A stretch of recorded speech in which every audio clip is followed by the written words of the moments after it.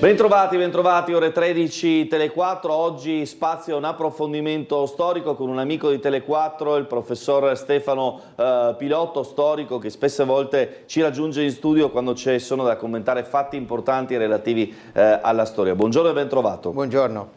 Allora, il 6 di giugno si sono celebrati gli 80 anni dello sbarco in Normandia, l'operazione che di fatto ha svoltato la seconda guerra mondiale, l'esito della seconda guerra mondiale. So, professore, che ci sono state importanti celebrazioni con l'arrivo di delegati internazionali per ricordare quel momento che è stato un punto di svolta della seconda guerra mondiale, ma anche un punto di svolta nella collaborazione degli Stati Uniti, no? Nell'intervento degli Stati Uniti in guerra.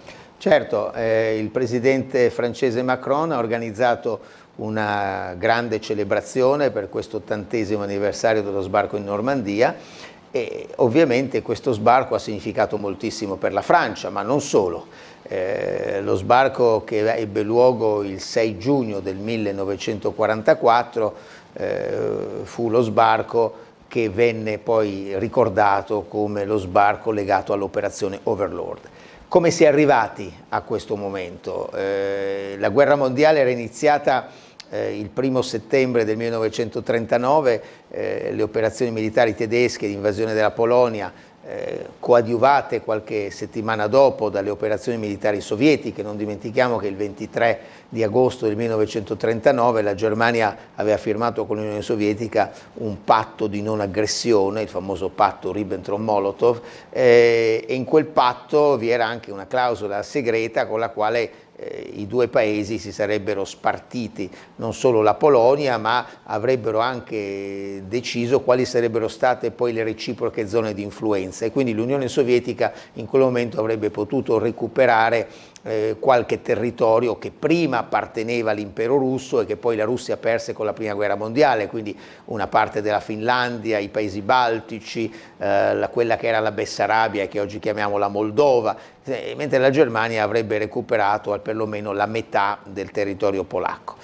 Poi le operazioni militari andarono avanti, ci furono l'invasione della Danimarca, della Norvegia. Nel 1940 l'Unione Sovietica attaccò la Finlandia, poco prima, nel novembre del 1939, quindi le operazioni militari riguardavano quella zona dell'Europa. Poi nel maggio del 1940 la Germania si rivolse verso occidente e ci fu l'attacco al Belgio, alla Francia, e la Francia venne messa in ginocchio, e da quel momento, con l'occupazione della Francia, i tedeschi a Parigi all'inizio di giugno del 1940, la Francia che firmò l'armistizio con il maresciallo Pétain, ma anche la Francia che da Londra, con la per bocca del generale de Gaulle, lanciò il segnale della resistenza a oltranza. Non ci dobbiamo arrendere, dobbiamo continuare a combattere, disse de Gaulle, abbiamo un grande impero, quindi dai territori periferici dell'impero organizzeremo la resistenza per combattere contro la Germania. L'Europa, poi in quel periodo anche l'Italia entrò in guerra a fianco della Germania, l'Europa sembrava ormai dominata dall'asse, dalla Germania, dall'Italia, e la Germania con l'aiuto allora dell'Unione Sovietica. Poi nel 1940 l'Italia attaccò la Grecia, l'apertura del fronte balcanico comportò poi il coinvolgimento della Germania, nel 1941 l'invasione del territorio jugoslavo da parte dell'Italia e della Germania, e poi successivamente il 22 giugno del 1941 la Germania decise di invadere l'Unione Sovietica.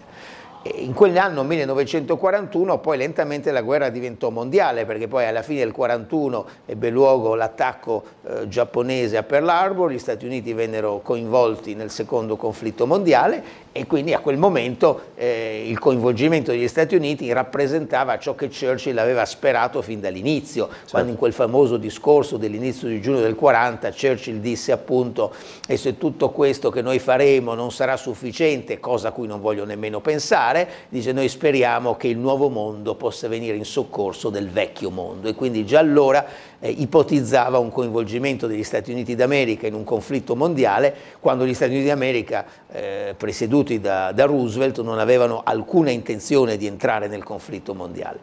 Però vennero coinvolti dall'attacco giapponese e non dimentichiamo l'attacco giapponese a Pearl Harbor il 7 dicembre del 1941 fu seguito esattamente 4 giorni dopo, l'11 dicembre del 1941, da una dichiarazione di guerra da parte della Germania e dell'Italia agli Stati Uniti d'America. Venne interpretato il patto tripartito, che era un'alleanza difensiva fra Germania, Italia e Giappone, in modo alquanto direi rigoroso. Perché? Perché tutto il mondo pensa che sia stato il Giappone ad attaccare gli Stati Uniti d'America, e così fu in realtà. Ma dal punto di vista giapponese, l'ultima nota che era stata inviata dagli Stati Uniti d'America al Giappone, con la quale si chiedeva al Giappone di liberare i territori nel sud-est asiatico, quindi nel territorio cinese, nell'Indocina, che il Giappone aveva occupato, e se il Giappone non l'avesse fatto, diceva la nota statunitense, allora sarebbero state prese serie misure. Il Giappone interpretò questo come una dichiarazione di guerra, e allora anche l'Italia e la Germania interpretarono questa come una dichiarazione di guerra al Giappone, e quindi scattava la clausola di alleanza difensiva legata al patto tripartito, e quindi l'Italia e la Germania intesero dichiarare guerra agli Stati Uniti d'America. E da quel momento si attendeva qualche cosa. Soprattutto l'Unione Sovietica di Stalin attendeva qualcosa, poiché i tedeschi erano entrati in profondità nel territorio sovietico, erano arrivati ad assediare Leningrado, erano vicini a Mosca, e poi lentamente si sarebbero avvicinati anche alla città di Stalingrado. E quindi l'Unione Sovietica reggeva con enorme difficoltà la pressione delle armate tedesche che erano schierate sul fronte orientale. E da quello nacque l'idea, la speranza dell'apertura di un secondo fronte in Europa, che potesse alleggerire l'enorme peso che l'Unione Sovietica sosteneva di fronte alle armate tedesche.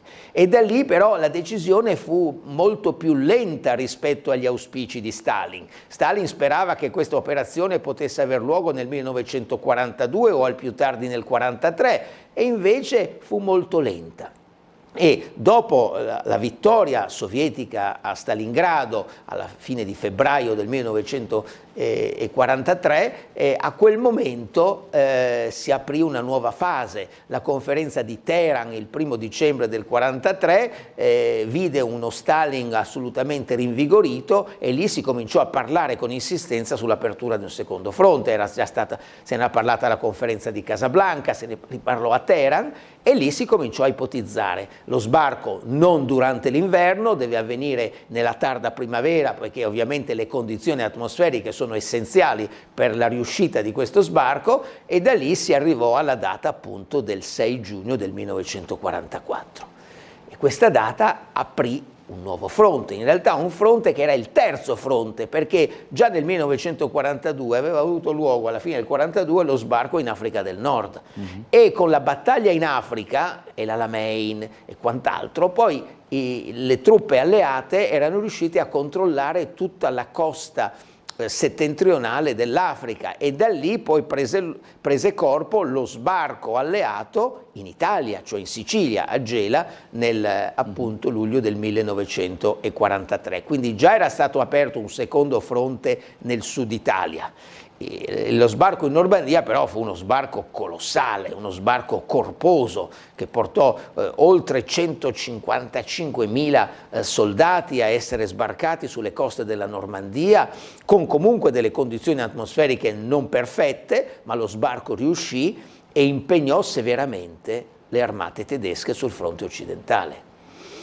Questo è stato un po' il destino della Germania, è quello di aver sempre combattuto delle guerre su due fronti.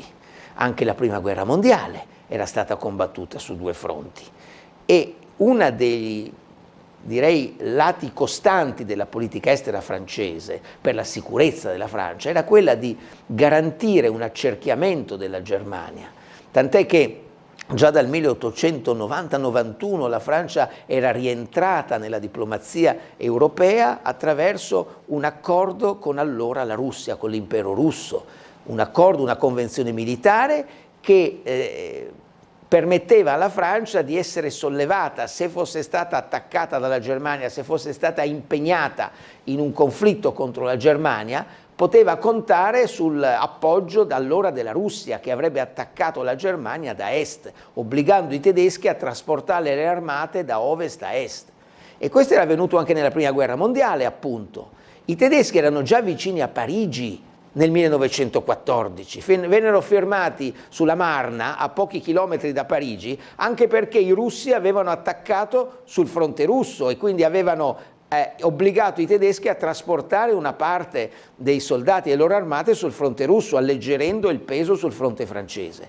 Questo poi si sarebbe ripresentato nella Seconda Guerra Mondiale, ma quando i tedeschi attaccarono la Francia, l'Unione Sovietica non era ancora coinvolta nel conflitto e quindi la Germania poté utilizzare tutto il suo potenziale bellico per vincere la resistenza francese, infatti arrivarono a Parigi e occuparono la Francia. Quando però entrò nel conflitto, venne coinvolta nel conflitto l'Unione Sovietica, la speranza era quindi di coinvolgere nuovamente le armate tedesche su due fronti e lo sbarco in Normandia aprì questo tanto sospirato secondo fronte soprattutto per i sovietici.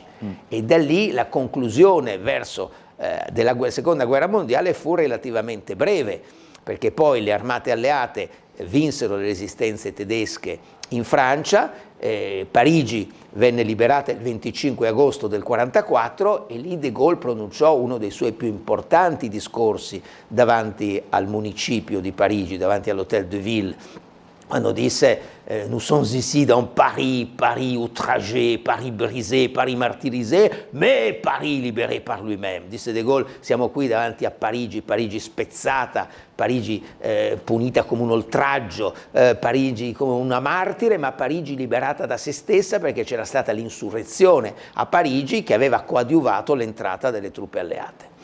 Questo quindi è un evento importante della Seconda Guerra Mondiale e viviamo in un continente come il continente europeo in cui la storia ha sempre la propria parte, perché ricordare eventi importanti è significativo sia per i veterani, per quelli che erano presenti 80 anni fa, pochi certamente erano presenti 80 anni fa, ma forse qualcuno che era un bambino che adesso ha 90 anni si ricorda di questo sbarco in Normandia. Dettaglio che mi diceva però invitata prima la Russia, poi alla fine Macron no, aveva, da quello che abbiamo letto sui giornali, ha invitato tutti i paesi, le delegazioni di tutti i paesi, il Presidente degli Stati Uniti, e doveva invitare anche la Russia, perché la Russia è il paese successore dell'allora Unione Sovietica. In un primo momento Macron aveva invitato una delegazione russa, ma non Putin. Poi ha ritirato l'invito anche alla delegazione russa. Ovviamente la crisi ucraina interviene in tutto questo, c'è in questo momento devo dire un periodo di enorme sofferenza per la questione ucraina, lo si vede anche dalle decisioni che sono state prese, che sta al G7 in questo momento in Puglia, lo si è visto dalla reiterata proposta di Macron di inviare nel caso delle truppe della NATO a combattere in Ucraina o dall'autorizzazione a utilizzare armi NATO per colpire la Russia sul suo suolo, quindi in questo momento vediamo che i paesi occidentali e in particolare la Francia sentono molto la questione ucraina e quindi da una parte Macron avrebbe dovuto invitare tutti i paesi, soprattutto i paesi vincitori, e l'Unione Sovietica fu uno dei grandi vincitori della Seconda Guerra Mondiale. Ma la difficoltà dei rapporti in questo momento con Mosca lo ha portato poi a cambiare idea. È chiaro che queste celebrazioni per gli 80 anni dello sbarco in Normandia dovevano avere anche per Macron un significato utile a fini elettorali, perché poi come sappiamo 2 giorni dopo ci sarebbero state le elezioni europee. Però come sappiamo alla fine queste elezioni europee non sono andate come Macron sperava. Certo, non poteva permettersi, diciamo così, quel tipo di situazione. Tra l'altro parliamo di sbarco di Normandia, parliamo di intervento americano in un momento in cui nel mondo, proprio ancora una volta l'intervento americano è decisivo e contestato allo stesso tempo, sia da questa parte dell'oceano ma anche dall'altra, da una parte il discorso di Israele e dall'altra parte il discorso dell'Ucraina. Assolutamente, e gli Stati Uniti dopo la Seconda Guerra Mondiale erano l'altra grande potenza vincitrice della Seconda Guerra Mondiale, hanno esercitato questa loro crescita diplomatica ma anche e soprattutto militare, non dimentichiamo l'importanza dell'arma atomica. Nel 1945 gli Stati Uniti furono il primo paese a costruire la bomba atomica, la utilizzarono per concludere la Seconda Guerra Mondiale a Hiroshima e Nagasaki il 6 e il 9 agosto del 1945 e da lì iniziò l'era nucleare. Poi ebbe luogo una proliferazione nucleare e quindi, come sappiamo, gli Stati Uniti non sono oggi l'unico paese del mondo che detiene l'arma atomica, anche l'allora Unione Sovietica, oggi la Russia, la detiene, ma anche la Gran Bretagna, la Francia, anche l'India, il Pakistan, la Corea del Nord e la Repubblica Popolare Cinese e con grandissima probabilità anche Israele. Quindi in questo momento i conflitti che abbiamo di fronte vedono gli Stati Uniti in prima fila, però molte volte si è contestata questa, devo dire, questa solerzia con la quale gli Stati Uniti sono intervenuti militarmente nel mondo. Qualcuno li ha chiamati il gendarme del mondo, ma oggi c'è tutto un gruppo di paesi che lavora proprio per ridurre questo strapotere degli Stati Uniti e per creare quella che si chiama una diplomazia multilaterale. Grazie al professor Stefano Pilotto per essere stato con noi e averci dato un quadro di quella che fu la situazione e anche, diciamo così, attualizzando la situazione internazionale che stiamo vivendo in questo momento. Un attimo di pubblicità, torniamo col TG.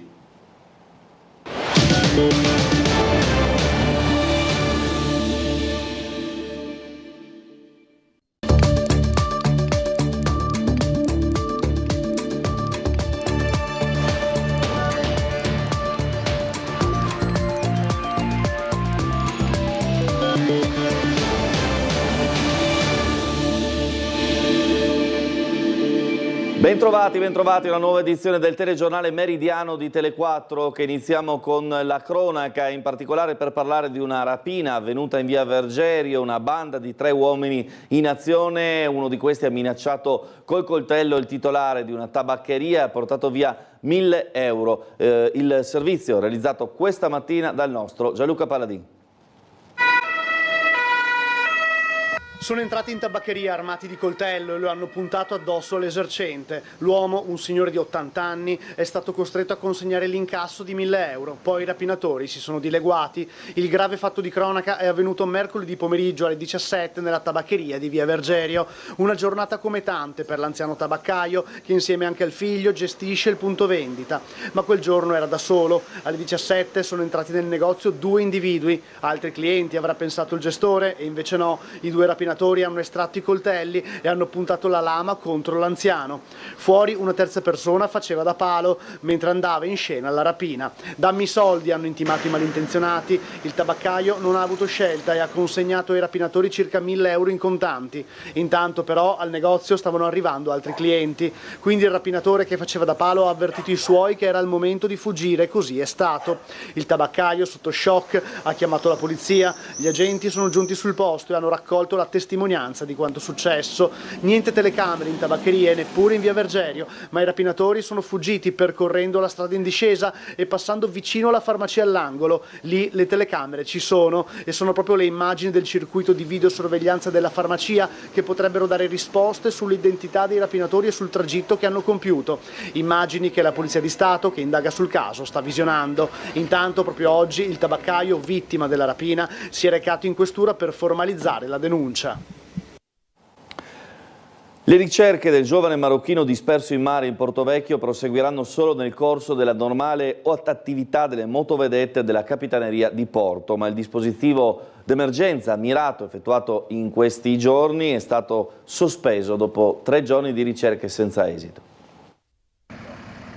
Si tuffa in acqua nel bacino del Molo Quarto, fa una quindicina di bracciate, poi annaspa con un evidente movimento d'acqua e scompare dalla vista. Ecco cosa si vede nelle immagini del circuito di sorveglianza del Portovecchio reperite dalla Capitaneria di Porto. Un video a bassa definizione, va precisato, girato nella notte fra lunedì 11 e martedì 12 giugno mentre pioveva, ma sufficiente ad avvalorare la scomparsa del 24enne marocchino Ayub Laklalki. Nel bacino ci sono 2 telecamere posizionate sulla facciata di uno dei magazzini ex Maneschi di proprietà del comune di Trieste e dove sembra vivesse il giovane senza tetto nell'ultimo periodo. Dopo 3 giorni di ricerche senza sosta e senza esito, ora il dispositivo di emergenza è stato sospeso. Le ricerche proseguono nell'ambito della normale operatività delle motovedette. Va evidenziato peraltro che i moli del porto sono caratterizzati da cavità e rientranze sottomarine, dunque il corpo potrebbe essere anche finito per incastrarsi sott'acqua a seguito della spinta delle correnti. In quel bacino sfocia anche il torrente Chiave.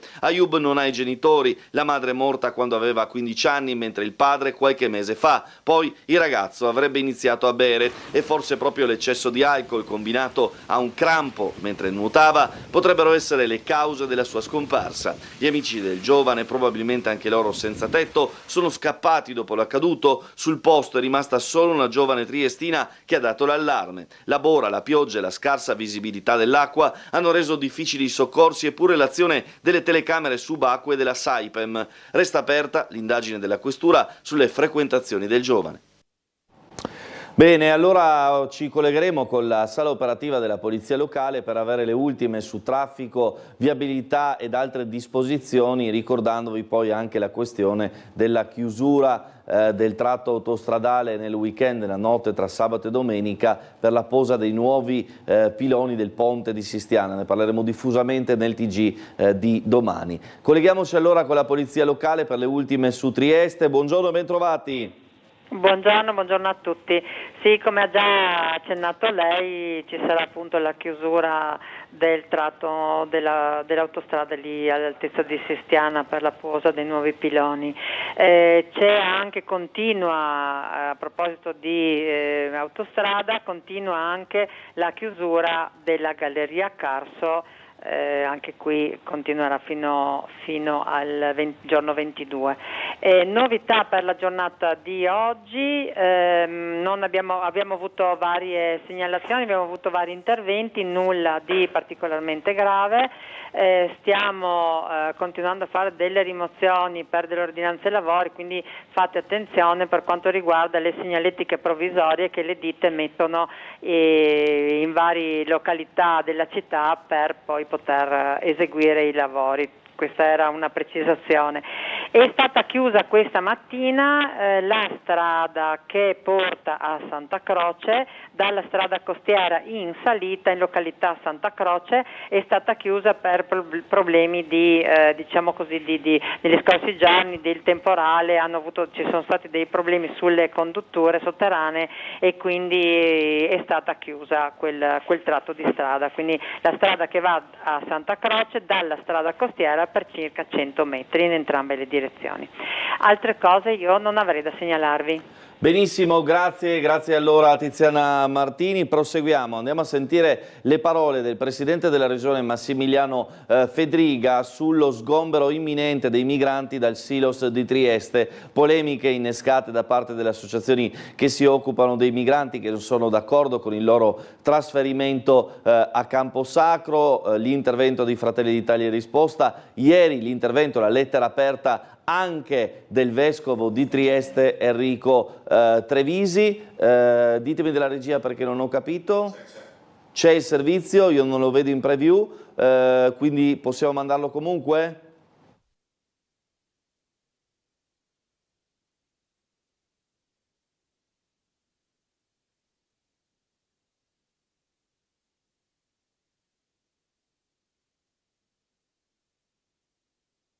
Se passiamo oltre, quindi se proseguiamo con gli altri servizi del telegiornale, perché io non vedo ancora il servizio, l'intervista al Presidente della Regione pronto. Quindi partiamo invece della commissione consigliare che ieri mattina aveva fra i temi le varie mozioni presentate dall'opposizione, quali le problematiche riguardo l'amianto, le malattie rare, ma a causa dell'assenza del centrodestra la commissione è saltata, fatto che ha fatto scatenare il centro-sinistra.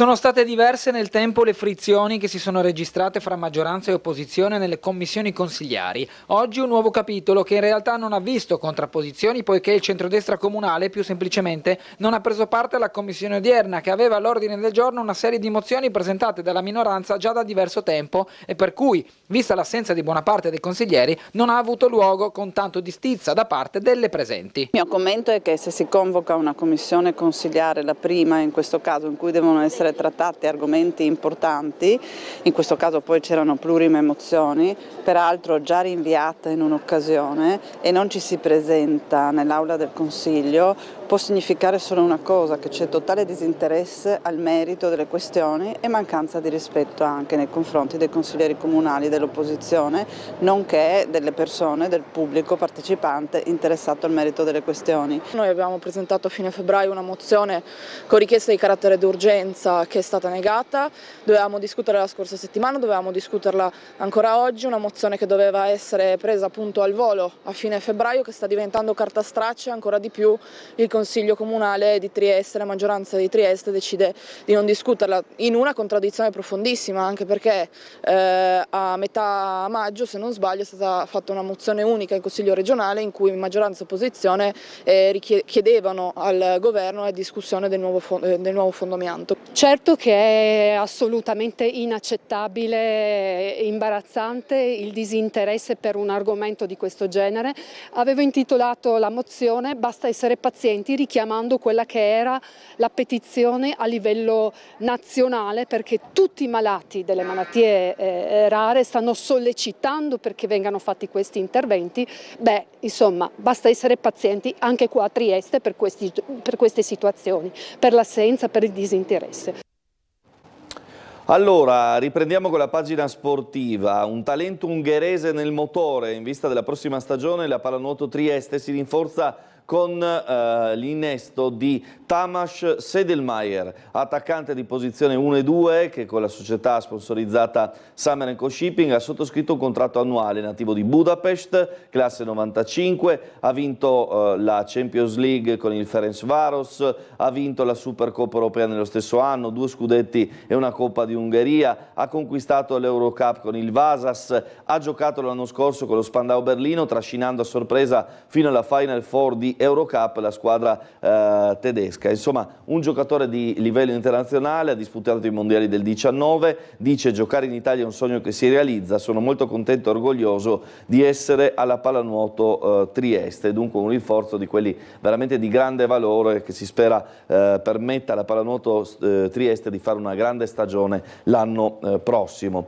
Lunedì 17 giugno alle 18:30 andrà in scena invece la festa a promozione per la pallacanestro Trieste. Piazza della Borsa sarà tutta dedicata ai ragazzi di Jamion Christian. Momenti in cui 6.000 del Pala Trieste vedono la terra promessa. Trieste torna in A1. Una città, una squadra, un solo cuore. E questo è il titolo della serata celebrativa dedicata alla promozione della pallacanestro Trieste in A1. Un successo conquistato con le unghie e con i denti, senza il favore dei pronostici, ribaltando per 3 volte il fattore campo. La post-season della pallacanestro Trieste è una di quelle storie che sembrano scritte per diventare una serie Netflix, scrive la società. Chissà se già preannunciando velatamente una sorpresa. Una squadra che cambia pelle quando la situazione lo richiede, in grado di conquistare i playoff con 9 vittorie e una sconfitta, che centra l'obiettivo della promozione dopo un solo anno di permanenza in A2. E dunque, per concludere la stagione, la pallacanestro Trieste invita tutti i suoi tifosi e tifose lunedì 17 giugno a partire dalle 18:30 in Piazza della Borsa per l'evento Una città, una squadra, un solo cuore. Un momento di incontro in cui i ragazzi di coach Jamion Christian, lo staff, la dirigenza saluteranno i propri sostenitori. Per l'occasione sarà allestito, grazie alla collaborazione con Promo Turismo e FVG, un track video in piazza che permetterà a tutti di assistere ai saluti della squadra.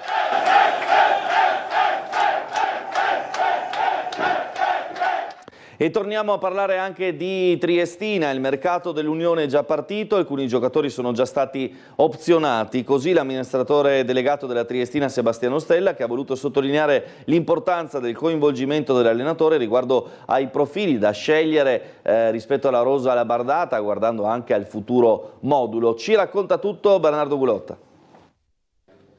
Diversamente dall'anno scorso, quando la nuova proprietà della Triestina si insediò a estate già ben cominciata e dovette correre per la costruzione della rosa della prima squadra, ma anche dei componenti dello staff, quest'anno la pianificazione del mercato e di ogni aspetto che riguardi il campo è già incominciata, a partire dall'allenatore Michele Santoni, su cui la società ripone grande fiducia. La scelta che abbiamo fatto in questa direzione sicuramente per cercare di trovare qualcosa di nuovo in un calcio di Serie C che dimostra comunque una tipologia di calcio che è sempre quella. Chi ha fatto la differenza quest'anno è stato il Mantova, che ha dimostrato che si può vincere una Serie C producendo un calcio di altissimo livello. Ancora presto per annunciare nomi di giocatori che faranno parte del gruppo nella prossima stagione, ma il lavoro del club è già partito per ricercare quei giocatori che saranno utili alla causa, e sarà una causa che probabilmente vorrà guardare anche quest'anno alle vette del campionato, nonostante qualche settimana fa era stato ribadito che il mercato sarebbe stato oculato, non per questo economicamente povero, bensì mirato a quegli elementi che possono rafforzare la squadra o puntellarla, visto che per forza di cose dell'elenco di calciatori che hanno chiuso questa stagione ci saranno diversi che si accaseranno altrove o rientreranno dai prestiti nei rispettivi club. Dal punto di vista del mercato qualcosa è già stato fatto, sicuramente ci stiamo muovendo, si stanno muovendo da parte sportiva con molto anticipo rispetto all'anno scorso, quindi la progettualità che porta vantaggi sia da un punto di vista tecnico che da un punto di vista finanziario, perché si sa che quando si fanno le cose all'ultimo momento non è facile costruire, cioè bisogna spendere molto di più. Stanno analizzando tanti giocatori e l'allenatore in questo momento è coinvolto al 100% in questo tipo di attività, e questo è incredibile perché scouting, allenatore e Alex Menta sono sempre assieme e valutano ogni istante, stanno programmando sia il pre-season che la stagione con molta attenzione, quindi siamo tutti carichi. Importante appuntamento su Tele4, sabato sera dalle 20:30 alle 23:30 e domenica dalle 7:30 alle 13:30 Tele4 trasmetterà in diretta il raduno degli alpini del Triveneto, quindi ancora una volta su Tele4 le penne nere dopo la dunata nazionale, quella del Triveneto, un altro importante appuntamento che vedrà protagonista la nostra emittente. Sabato sera 20:30 la prima diretta e domenica la sfilata 7:30, 13 e 30. Ci fermiamo per la pubblicità, tra poco vedremo anche l'intervista al governatore Fedriga.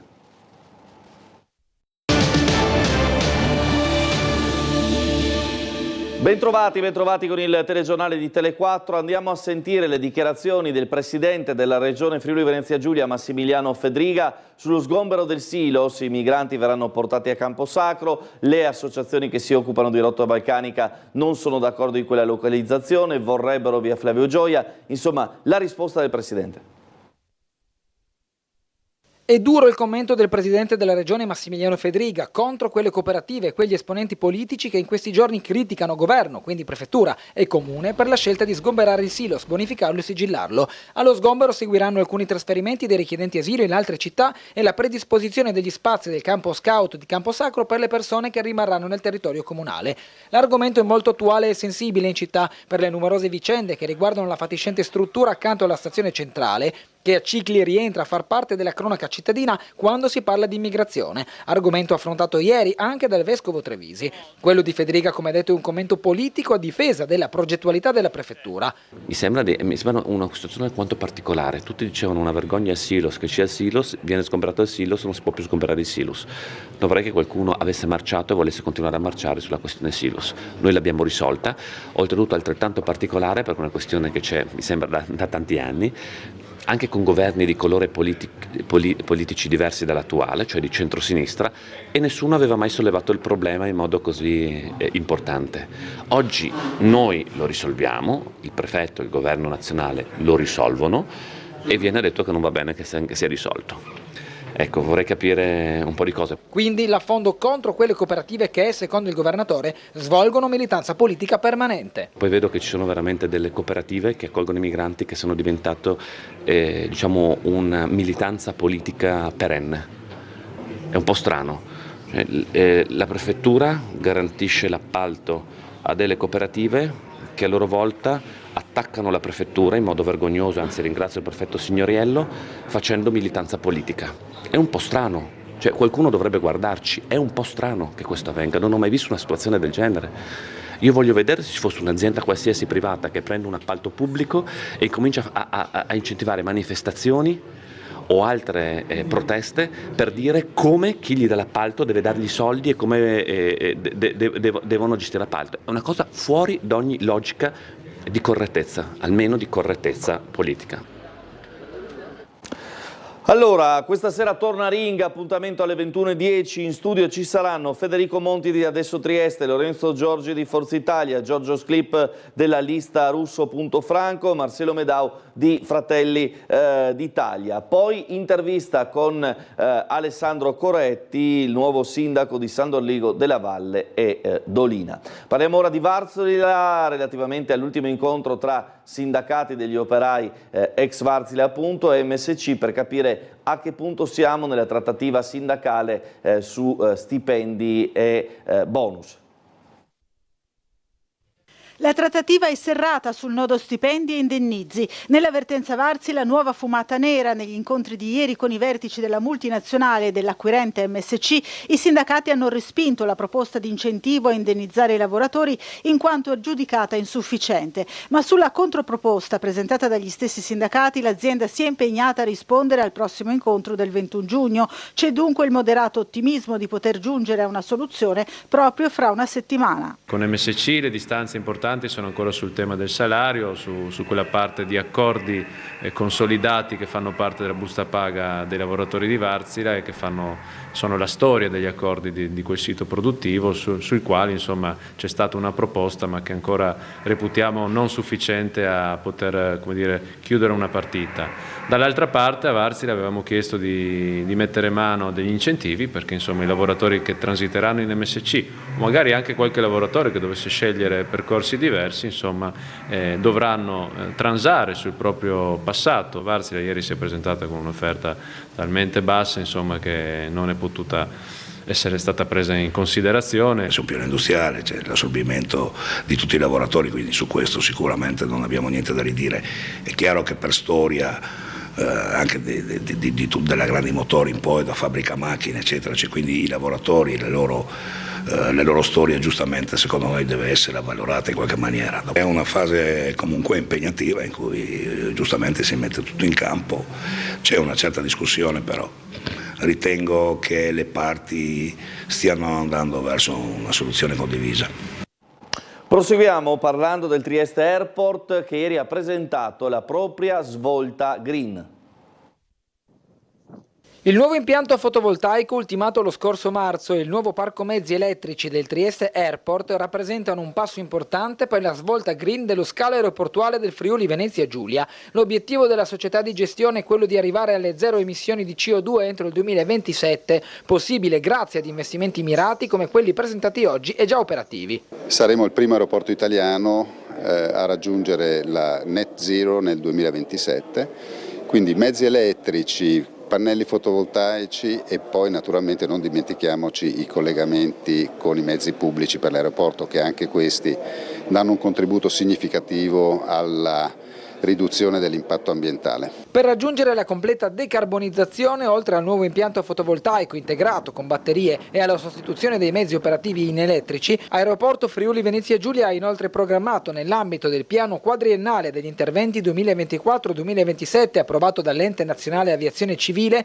investimenti per la riduzione della dispersione energetica dell'aerostazione, installazione di nuove unità di trattamento dell'aria e nuove pompe di calore che miglioreranno l'efficienza energetica dello scalo, riducendone sensibilmente i consumi. Grazie alla sinergia con la Regione e l'amministrazione comunale di Ronchi dei Legionari, Trieste Airport dallo scorso mese di aprile al prossimo ottobre copre l'intero fabbisogno energetico con il nuovo impianto fotovoltaico integrato con batterie. Oggi in Europa, solo in Svezia, ci sono aeroporti totalmente decarbonizzati, vuol dire non avere nessuna fonte di CO2. Con questo nuovo impianto fotovoltaico che ha uno storage anche, quindi delle batterie, e con la trasformazione del parco mezzi in mezzi elettrici, noi sostanzialmente già oggi riduciamo del 75% le emissioni di CO2. Consideri che noi da aprile ad ottobre, in questo periodo qua, siamo completamente autonomi, cioè produciamo da fonti rinnovabili in autoconsumo, anzi anche in eccedenza, perché una quota parte mettiamo in rete. Una parte dell'energia va direttamente alle ricariche del progetto Noi Mix, è il progetto con cui oltre 500 macchine elettriche andranno alla regione, soprattutto all'azienda sanitaria, e saranno interamente ricaricate da colonnine che abbiamo fatto installare, oltre 200, e quindi nei prossimi mesi avremo le macchine che girano completamente con la ricarica verde e soprattutto prodotta da questo impianto. Bene, allora parliamo anche dell'Ater di Trieste, che ha presentato la riqualificazione del comprensorio di Via Boito, dove 8 edifici verranno abbattuti e ricostruiti. L'area degli edifici Ater di Via Boito si prepara una completa riqualificazione, uno degli interventi più importanti degli ultimi anni nell'ambito dell'edilizia sovvenzionata a Trieste. Le opere si inseriscono nel progetto Super Shine, che finanziato con fondi Horizon Europe 2021-27 si pone come obiettivo principale il rinnovamento energetico degli edifici in 3 distretti pilota in Europa. Per l'Italia il sito è stato individuato appunto nel complesso Ater di Via Boito a Trieste. Grazie al ricorso a metodologie innovative già sperimentate a livello europeo, l'intervento di riqualificazione, che prevede la demolizione e la ricostruzione di 8 fabbricati, punterà su nuove soluzioni tecnologiche e residenziali all'insegna del risparmio energetico, della tutela dell'ambiente e allo stesso tempo della vivibilità degli spazi. Un progetto importantissimo che comunque porterà ad eseguire circa un'ottantina di alloggi su 8 edifici che vengono sicuramente demoliti, quelli esistenti, perché hanno più di 70 anni, e verranno in qualche modo sostituiti da nuovi edifici di altissima tecnologia, ovviamente che guardano ovviamente a quello che è la rigenerazione urbana in termini generali di oggi, con tutti i requisiti necessari per ovviamente dare meno inquinamento possibile all'ambiente. Ci sarà un risparmio del inquilino sicuramente, perché ovviamente nel momento in cui gli stabili andranno comunque a consumare meno, è ovvio che anche questo sarà un argomento anche di rivedere quelle che sono le politiche dei canoni di affitto, e questo lo faremo sicuramente in collaborazione con la Regione, che comunque in qualche modo legifera sulle Ater regionali. È tutto per questo telegiornale, appuntamento stasera 19:30, 21:10 Cering, restate con noi.